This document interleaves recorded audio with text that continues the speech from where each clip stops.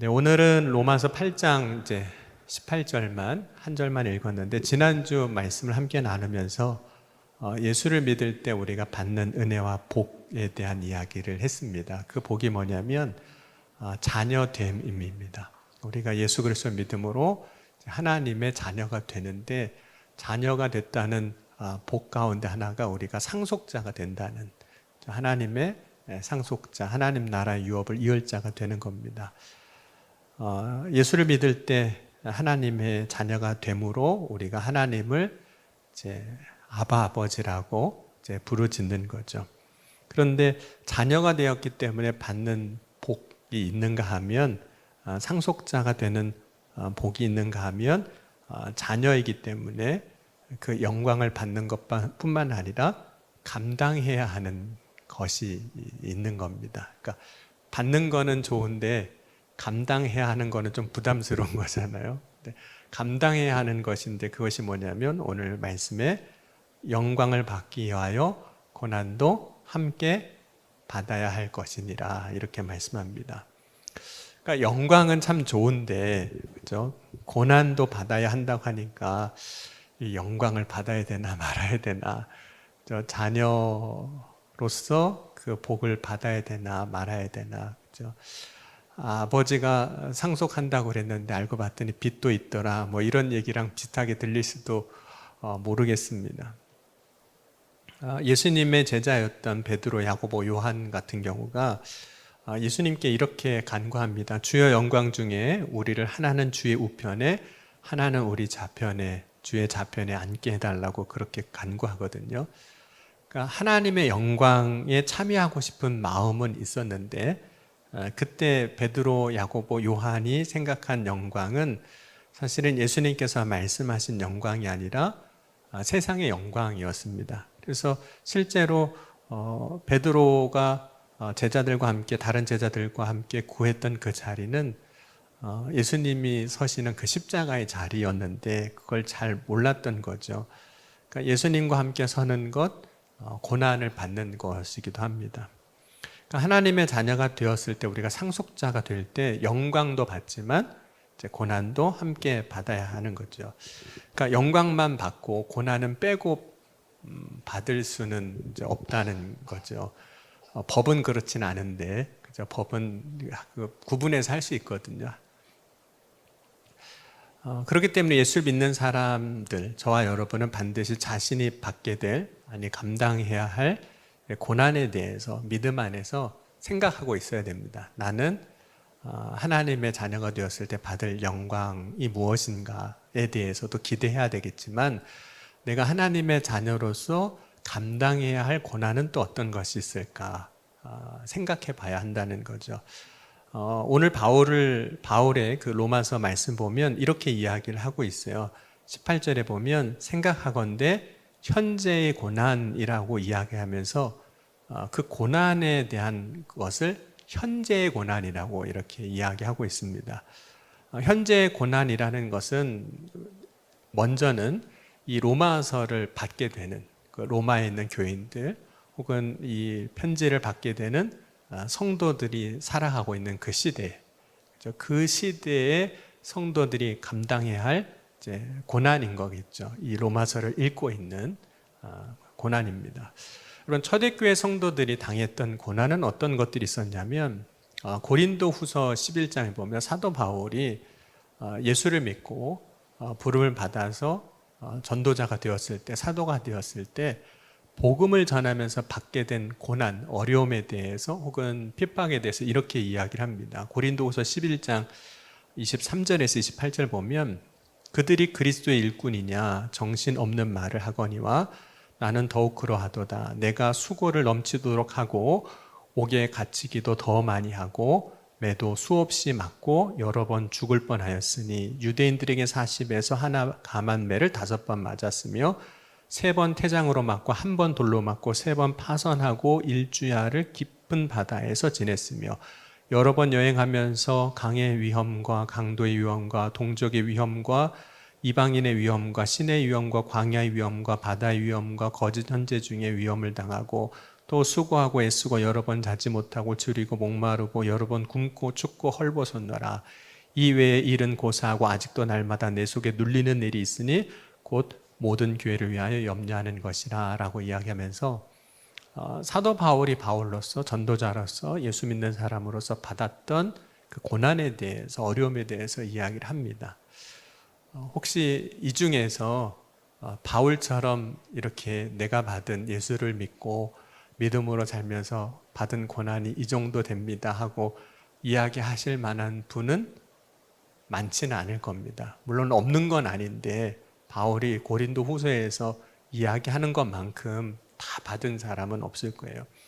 여러분 히브리서 11장에도 보면 믿음의 사람들, 히브리서 11장을 믿음장이라고도 이야기하는데 믿음의 사람들에 대해서 이렇게 이야기를 합니다.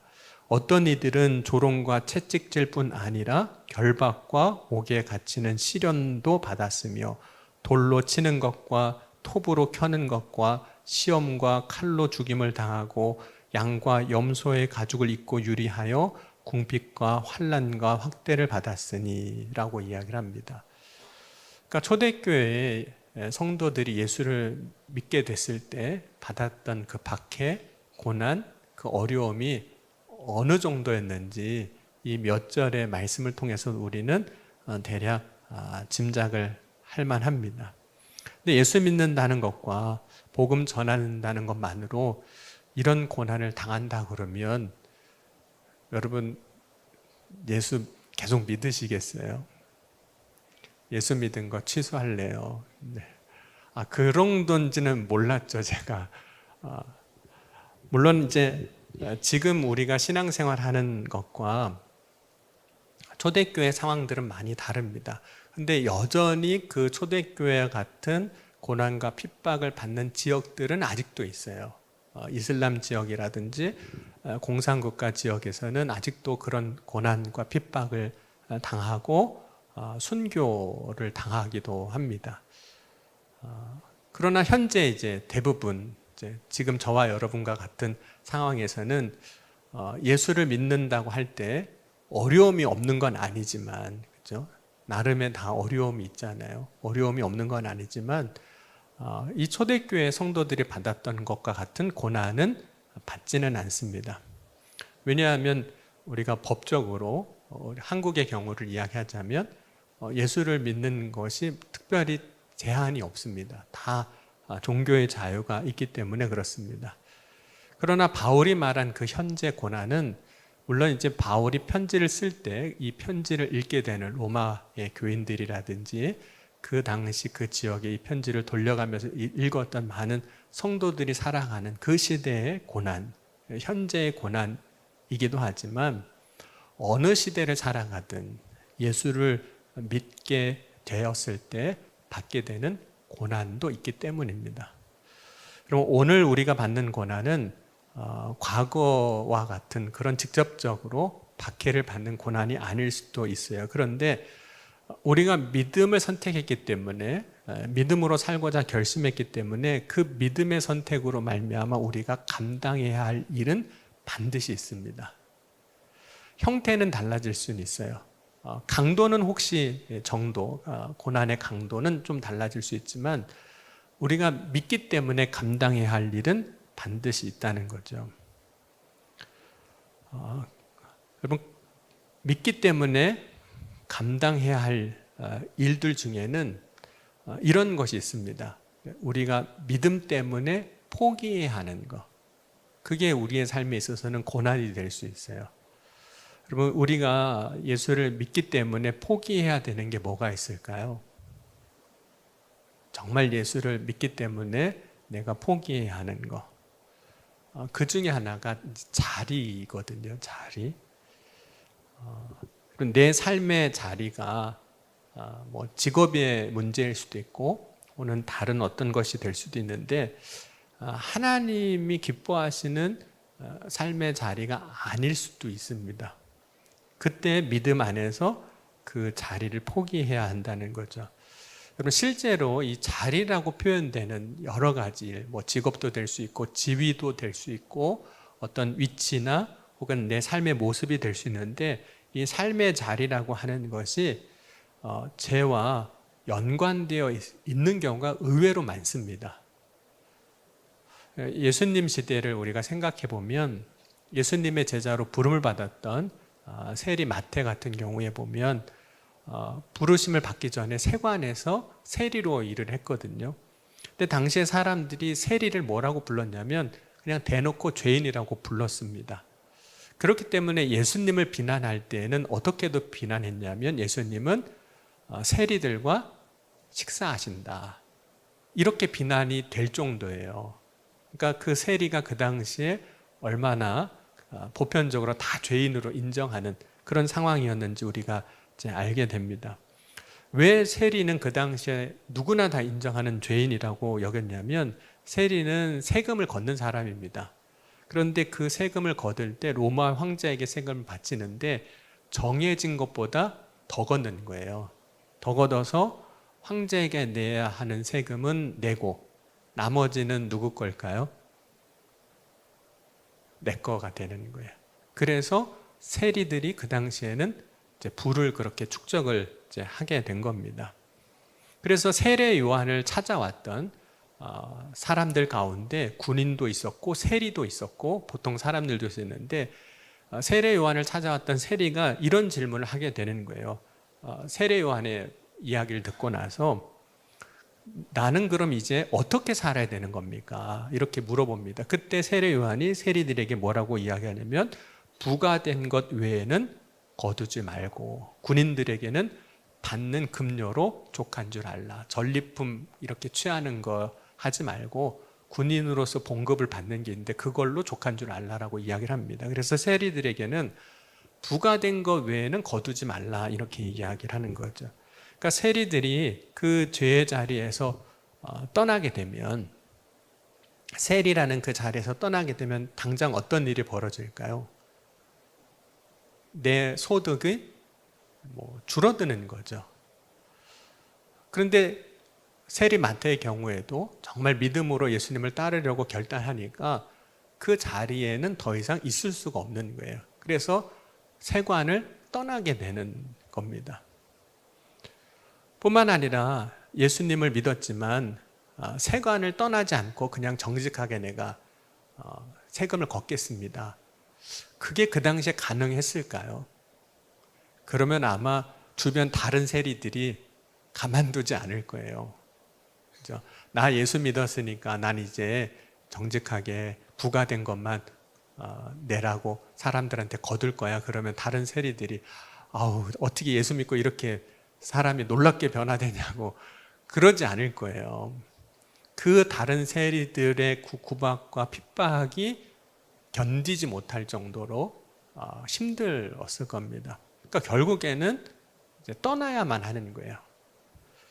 그럼 오늘 나의 삶의 자리가 꼭 세리의 자리가 아니라 할지라도 내가 살아가고 내가 행하고 내가 하는 그 일, 그게 자리일 수도 있고 위치될 수도 있고 권한이 될 수도 있는데 그것이 하나님 보실 때 기뻐하실 만한 것이 아니면, 그것이 하나님 보실 때 하나님 앞에 정직한 일이 아니면, 그것이 하나님 앞에 거룩하다라고 인정받지 못할 곳이라면 우리는 그것을 사실은 믿음 안에서 떠나야 합니다.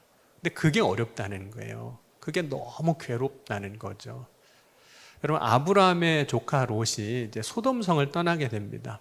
하나님의 아브라함을 기억하사 은혜를 베풀어 주셔서 이제 그 조카 롯이 떠나게 되는데, 그때 조카 롯은 소돔성에 있는 것은 아무것도 못 가지고 나옵니다. 갈 때는, 그죠? 아브라함과 분가해서 갈 때는 재산을 이제 분할해서 가잖아요. 그래서 많은 걸 가지고 갔거든요. 근데 나올 때는 아무것도 못 가지고 나와요. 왜냐하면 성경을 보니까 그들이 하나님이 주시는 말씀을 농담으로 여겨서 나오려고 하지 않으니까 주의 사자가 그들의 손을 붙잡고 나오잖아요. 여러분, 누가 내 손을 붙잡고 가면 나는 내가 갖고 나오고 싶은 거 가지고 나올 수 있을까요? 없을까요? 못 가지고 나오는 거예요. 그러니까 갈 때는 잔뜩 가지고 왔는데 나올 때는 아무것도 가지지 못하는 거예요. 왜냐하면 여러분 소돔성에서 있던 것을 다시 들고 나오면, 그리고 그것을 가지고 다시 어느 곳에 가서 정착하면 그곳은 어떤 곳이 될까요? 또 다른 소돔이 되는 것 뿐이에요. 장소만 바뀌는 거예요. 그러니까 하나님이 아예 거기에 있던 거는 그냥 두고 나오게 하시. 그게 얼마나 사실은 힘들어요. 그러니까 롯의 아내는 두고 나오는 게 아까우니까 뒤를 돌아보게 되고, 저 다 내 건데 그러다가 끝나버리는 거잖아요. 그러니까 정말 예수를 믿을 때 우리가 포기해야 하는 그 고통이 있는데, 그것 중에 하나가 뭐냐면 이 자리에 대한 거라는 거예요. 자리. 두 번째로 우리가 믿음을 선택할 때 각오해야 하는 게 하나 있는데, 그게 뭐냐면 손해볼 각오입니다. 근데 여러분, 손해보는 게 의외로 어렵잖아요. 자, 성경에는 분명히 왼뺨 맞으면 어떻게 해야 되죠? 오른뺨을 대야 돼요. 손해보는 거잖아요. 그러면 여러분 어떠세요? 왼뺨도 맞았고 오른뺨도 맞았으니까 주님, 제가 말씀대로 살았습니다, 너무 행복하네요, 이런 생각이 들까? 아니면 밤에 왼뺨도 맞고 오른뺨도 맞으면 아주 속이 막 터져가지고 잠을 못 잘까요? 여러분은 어떠실 것 같으세요? 제가 말씀대로 오늘 살았네요, 너무 행복하네요, 말씀이 제 삶에 이루어졌습니다, 감사합니다, 이러실 거예요? 아니면 주님, 제가 그때 한 방 쳤어야 되는데 아유, 오른쪽 왼쪽 다 맞았다고, 억울하다고. 손해보는 게 생각보다 쉽지 않다는 거예요. 여러분, 아브라함의 아들 이삭이 아버지의 우물을 팝니다. 여러분, 그 당시에 특별히 이삭도 양을 치는 사람이었는데, 족장시대 때는 다 양을 쳤거든요. 근데 양을 치는 사람에게 있어서 자신의 소유로 우물을 갖고 있는 건 굉장히 중요한 겁니다. 왜냐하면 양을 키울 때 풀을 뜯고 물을 먹여야 되잖아요. 자신의 삶의 재산의 근원이 되는 우물이 되는 거죠. 그런데 사람들이 이삭에게 찾아와서 그 우물을 자기 거라고 주장하는 거예요. 분명히 아버지가 팠는데. 이삭이 어떻게 했을까요?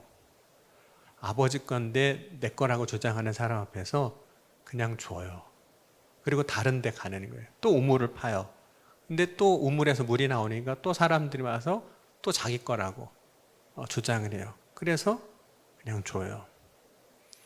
여러분, 당장 내 눈앞에 있는 어떤 이익을 포기하는 일, 그리고 그러한 일이 이제 반복될 때 그 삶은 당장 우리에게 고난이 되는 겁니다. 현실적인 고난이 되는 거예요. 이때 이제 이삭이 계속해서 우물을 얻기 위해서 다른 곳으로 이주합니다. 근데 지금은 그래도 이사하는 게 편하잖아요. 전화 한 통이면 다 되잖아요. 그래도 포장이사도 되니까 돈은 들지만. 그런데 그 시대는 뭐 이사 자체가 어려운 거예요. 물론 이제 농업을 하지 않고 애초에 이제 목축업을 했기 때문에, 목축업은 텐트를 치고 계속해서 이동하는 삶이긴 했지만 이사 자체가 그렇게 지금처럼 자연스럽고 쉬운 상황은 아니라는 거죠.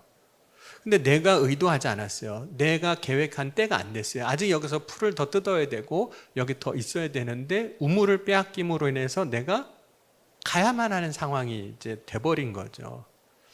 여러분, 의도하지 않은 상황에서 내가 더 많이 수고를 해야 하는, 더 많이 노력해야 되고 더 많이 일해야 하는 상황이 생길 때 굉장히 그 일은 물리적으로도 육신도 고통스럽지만 마음도 힘들고 어려운 상황이 될 수 있는 거예요. 그런데 이삭이 자신의 이익을 포기하고 그렇게 이주할 때 성경을 보니까 이렇게 말씀하고 있어요. 부엘세바에 도착하게 됐다, 이렇게 말합니다. 부엘세바. 그런데 바로 그 부엘세바에서 하나님이 이삭에게 말씀을 하세요. 여러분, 부엘세바는 특별히 창세기를 보면서 족장시대 때, 그러니까 아브라함, 이삭, 야곱, 요셉, 요 시대를 이제 족장시대라고 하는데, 이 시대의 부엘세바는 굉장히 중요한 장소입니다. 왜냐하면 부엘세바는 어떤 곳이냐면 하나님을 만나는 장소예요. 마치 베델이 야곱이 하나님을 만났던 그런 장소였던 것처럼 하나님을 만나는 장소입니다. 여러분, 아브라함에게 이제 하갈이 있고 하갈을 통해서 이스마엘을 낳게 되는데, 이스마엘을 낳고 난 다음에 가정이 평안하지 않았잖아요. 그래서 결국은 이제 그들을 내쫓게 되는데, 내쫓긴 이스마엘과 하갈이 하나님을 만나는 장소가 어디일까요? 브엘세바입니다. 그래서 창세기 21장 14절에 보면 아브라함이 아침에 일찍이 일어나 떡과 물 한 가죽 부대를 가져다가 하갈의 어깨에 메어주고 그의 아이를 데리고 가게 하니 하갈이 나가서 브엘세바 광야에서 방황하더니, 이렇게 말합니다. 하갈의 입장에서는 쫓겨났어요. 그렇죠? 고통스러운 거죠. 이제 광야로 쫓겨난 거잖아요. 그러다가 브엘세바에 온 거예요. 그런데 그 브엘세바에서 하나님을 만나고 하나님이 그 이스마엘에 대한 축복의 약속을 하시는 언약을 받게 되는 겁니다.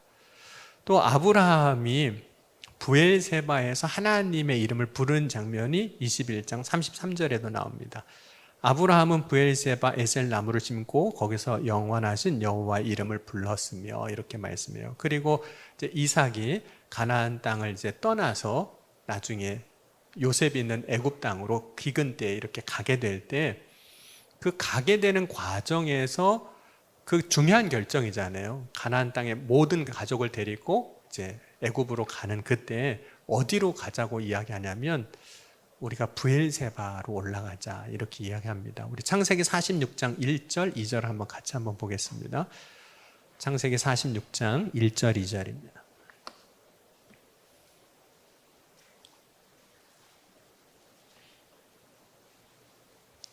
우리 같이 읽겠습니다. 찾으셨으면, 이스라엘이 모든 소유를 이끌고 떠나 브엘세바 이르러 그의 아버지 이삭의 하나님께 희생제사를 드리니 그 밤에 하나님이 이상 중에 이스라엘에게 나타나 이르시되 야곱아 야곱아 하시는지라. 야곱이 이르되 내가 여기 있나이다 하며. 그래서 브엘세바에서 야곱이 하나님의 음성을 듣고 하나님이 애굽으로 내려가는 걸 두려워하지 말라, 내가 너를 다시 가나안 땅으로 올려주겠다라고 하시는 약속을 받고 이제 브엘세바에서 애굽으로 내려가는 결정을 이제 하게 되는 겁니다. 근데 오늘 이제 이삭 얘기하다가 여기까지 온 거예요. 이삭이 우물을 이제 계속 빼앗기잖아요. 아니, 빼앗겼다기보다는 주고 나오거든요. 근데 주면서 계속해서 옮기다가 결국은 어디에 가게 되냐면 브엘세바에 오게 되는 거예요. 그래서 창세기 26장 23절에서 25절에 보면 이삭이 거기서부터 브엘세바로 올라갔더니 그 밤에 여호와께서 그에게 나타나 이르시되 나는 내 아버지 아브라함의 하나님이니 두려워하지 말라. 내 종 아브라함을 위하여 내가 너와 함께 있어 내게 복을 주어 내 자손이 번성하게 하리라 하신지라. 이삭이 그곳에 제단을 쌓고 여호와의 이름을 부르며 거기 장막을 쳤더니 이삭의 종들이 거기서도 우물을 받더라. 그러니까 고통을 계속 고난을 당하는 거죠. 믿음으로 살려고 하다 보니까 손해도 보는 거예요. 근데 그렇게 손해보는 삶을 살아서 어려움과 고난 가운데 있는 것 같지만 그 가운데도 하나님은 이삭을 어디로 인도하셨냐면 브엘세바로 인도하시고 결국에는 그 브엘세바에서 하나님을 만나고 하나님의 약속을 받는 복을 누리게 되는 겁니다. 그러니까 하나님께서 이 고난을 통해서 이삭을 어디로 자꾸 옮기신 걸까요? 브엘세바로, 하나님 만나는 곳으로, 하나님 약속을 얻는 장소로 옮기신 거예요. 그래서 결국에는 그곳에서 우물을 팔 때 우물이 터지게 하시고 그의 삶이 평안하게 하시고 평탄하게 하시는 은혜를 이제 거기서 결국 누리게 됩니다. 그래서 믿음 안에서 우리가 때로는 믿음의 선택으로 인해서 받는 고난 때문에 손해보는 것 같지만 그 순간은 분명히 손해예요. 그렇죠? 손해보는 것 같지만 결국에는 하나님께서는 그것이 복이 되게 하시는 거예요. 그래서 결코 손해가 안 되게 하신다는 거죠. 그러니까 여러분, 우리가 믿음으로 고난받는 것에 대해서 두려워하지 말아야 됩니다. 믿음으로 고난받지만 그 뒤에 있을 영광과 하나님이 주실 소망을 바라볼 수 있는 믿음의 눈이 열려야 되는 겁니다. 여러분, 오늘 이 저녁에 그런 믿음의 눈이 열릴 수 있기를 주의 이름으로 간절히 축원합니다. 여러분, 믿음을 선택함으로 우리가 이제 포기해야 할 것이 또 하나 있어요. 그게 뭐냐면 즐거움을 포기하는 거예요. 그러니까 여기서 즐거움이란 단순히 이제 쾌락을 말하는 건 아닙니다. 즐거움에는 쾌락도 포함되어 있지만 그래서 믿음을 선택할 때 우리가 포기하는 즐거움은 내가 좋아하고 사랑하는 것, 이것을 포기하는 거죠. 왜냐하면 우리가 좋아하는 것, 사랑하는 것을 하게 될 때 우리는 즐거워해요. 그러니까 이렇게 신앙생활 하다가 가끔 이렇게 표정을 보면 어떤 분은 되게 힘들어하다가 어느 순간에 되게 행복해 하거든요. 근데 행복해 하는 순간이 뭐냐면 자기가 좋아하는 걸 하고 있을 때예요. 자기가 좋아하는 걸 하고 있을 때. 우리는 각자 자신이 즐거워하는 것들이 있습니다. 사람이 즐거워하는 것 중에 하나는 하나님 앞에 기쁨이 되면 다 좋은데 그렇지 못하는 것도 있어요. 사람은 즐거워하지만 그것이 하나님 앞에 죄가 되는 경우가 있습니다. 탐심을 채우는 일들이 그런 일이 될 수 있어요. 나는 그 순간 즐겁지만 하나님 앞에 죄가 되는 거죠. 아담과 하와가 선악과를 따먹는 것은 안목의 정욕과 육신의 정욕도 채우는 일이지만 그게 하나님 앞에는 또 죄가 되는 거죠. 다윗이 밧세바를 범하는 것도 자기의 탐심을 세우는 일이 됐지만 결국 하나님 앞에 죄를 짓는 일이 되기도 합니다. 그러나 내가 즐거워하는 것이 그렇게 죄가 되는 것이면 즐거움을 포기하는 것, 그런 고난쯤이야 어떤 때는 각오할 수도 있는 거죠. 그런데 내가 즐거워하는 것, 내가 좋아하고 사랑하는 것이 하나님 앞에 죄가 되지 않는 것들도 있어요. 예를 들자면 이런 거죠. 여러분 혹시 노래 좋아하세요? 노래. 대답하셔도 돼요. 네. 노래 좋아하는 사람은 노래 부를 때 제일 행복하잖아요. 그렇죠? 근데 여러분 노래 부르는 게 죄일까요? 죄가 아닐까요? 갑자기 헷갈리시나요? 노래. 가요 부르면 죄일까요? 죄가 아닐까요? 그건 꼭 죄라고 말할 건 아니에요. 그렇죠? 그냥 노래인 거죠. 혹은 내가 취미로 하는 일들이 있을 수 있잖아요. 각자 다 좋아하는 취미들이 있잖아요. 죄일까요? 죄가 아닐까요? 운동하는 거 죄일까요? 죄가 아닐까요? 죄가 아닙니다. 그렇죠? 내가 취미로 뭔가를 해요. 탁구 치는 거 죄일까요? 죄가 아닐까요? 우리 교회에 탁구대가 4대 있습니다. 그러니까 여러분 주일날 혹시 교회 오셔서 시간 되시면 치시면 돼요. 네, 지금은 지하로 잠깐 내려가 있긴 하지만 성경한 4층에도 있고 있는데 치시면 돼요. 그러니까 죄가 아니에요. 죄면 큰일 나죠. 탁구대 다 버려야 돼요. 지금 당장 불태워가지고 소각시키고 막 이렇게 해야 돼요. 죄가 아니에요. 그럼에도 불구하고 때로는 내가 좋아하는 것, 사랑하는 것을 믿음 안에서 그 즐거움을 내려놓아야 하는 때가 있어요. 포기해야 하는 때가 있다는 거죠. 여러분 즐거움을 포기하는 것은 어떤 행위적인 것만 포함하는 것은 아닙니다. 그것은 관계일 수도 있어요. 여러분 사람은 관계 안에서 기쁨을 얻습니다. 그러니까 데이트도 하는 거예요. 커피도 마시고 차도 마시고 밥도 먹는 거예요. 여러분 사람이 만나는 이유는 그 관계에 맺는 것이 우리에게 기쁨이 되기 때문입니다. 모든 관계가 다 기쁨이 되는 건 아니지만 그죠? 살아보니까 어떤 관계는 괴로운 관계도 있지만 기쁨이 되는 건 아니지만 관계의 기쁨이 있기 때문에 관계를 지속하고 또 관계를 지속하기 위해서 우리는 여러 가지로 노력하기도 합니다. 근데 믿음으로 살아갈 때 포기해야 할 관계도 있어요. 그게 죄는 아닌데 사람 만나는 게 죄는 아니에요. 그 만나서 같이 밥 먹고 기뻐하는 거 그거 죄가 아닌데 그걸 포기해야 하는 때가 있다는 거죠. 때로는 사회적 관계를 그렇게 포기해야 될 때가 있어요. 그래서 어떤 때는 친구를 이제 안 만나게 되는 경우도 있고 때로는 부모와 자녀의 관계에서도 그런 때가 있습니다. 이 관계가 나쁜 관계이기 때문에 포기해야 되는 게 아니에요. 믿음을 위해서 그렇게 결단해야 하는 때가 있는 거죠. 여러분 마태복음에 보면 마태복음 4장에 보면 예수님께서 제자들을 부르시는 장면이 있는데 베드로를 부를 때는 이렇게 말씀해요. 4장 20절에 보면 그들이 곧 그물을 버려두고 예수를 따르니라. 그래서 그물을 버려두고 예수님을 따랐다고 하는데 4장 22절에 가면 다른 제자를 부르는데 거기서는 이렇게 말씀합니다. 그들이 곧 배와 아버지를 버려두고 예수를 따르니라. 그러니까 믿음으로 예수님을 따르는 일을 선택할 때 버려야 하는 관계도 있다는 거예요. 때로는 아버지와 관계가 나쁜 건 아니에요. 그런데 아버지를 버리지 않으면 예수님을 따르지 못하는 사람도 있다는 거죠. 그럼 믿음의 그 선택을 우리가 감당해야 할 때 그 받는 고난은 어쩌면 예수님께서 말씀하신 자기 십자가를 지는 것이기도 합니다.